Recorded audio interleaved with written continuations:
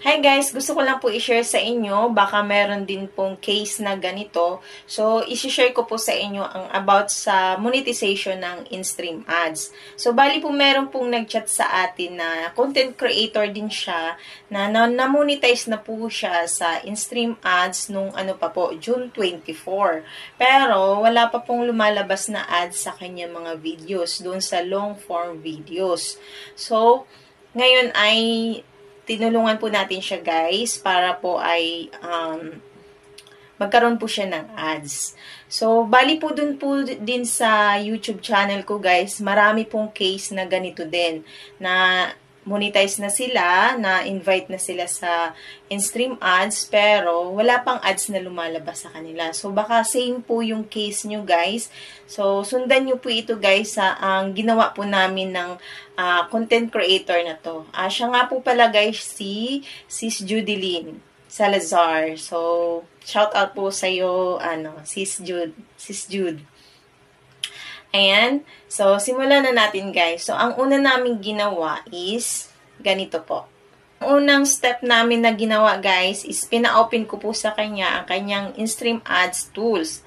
Then, nung na-open niya na is open ko din po yung settings icon na yan. Then, pag-open niya po is kailangan yung ads is ito turn on po yan. So, dapat enable po siya. Then, after that is pinapunta ko po siya doon sa timeline niya. So, ganito po yung pinagawa ko sa kanya. So, sundan nyo lang po ito, guys. Ayan, dito po tayo pumunta sa timeline natin. Then, hahanapin po natin yung mga video na in-upload po natin doon sa What is in Your Mind. Ganito ang hitsura niya. So, ganyan po, guys. Dapat po is naka-public lang siya na ganyan. Walang nakalagay na reels.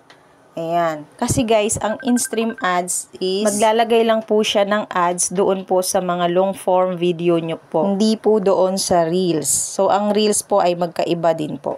Ayan, pag nakikita nyo na yung long form video nyo po ay puntahan nyo po tong See Insight and Ads. I-click nyo lang po yung See Insight and Ads. Then, yung total insight, open nyo po yan. Makikita nyo po yung settings. Yan, pindutin nyo rin po yung settings. Then, i-turn on nyo po yung ads on video.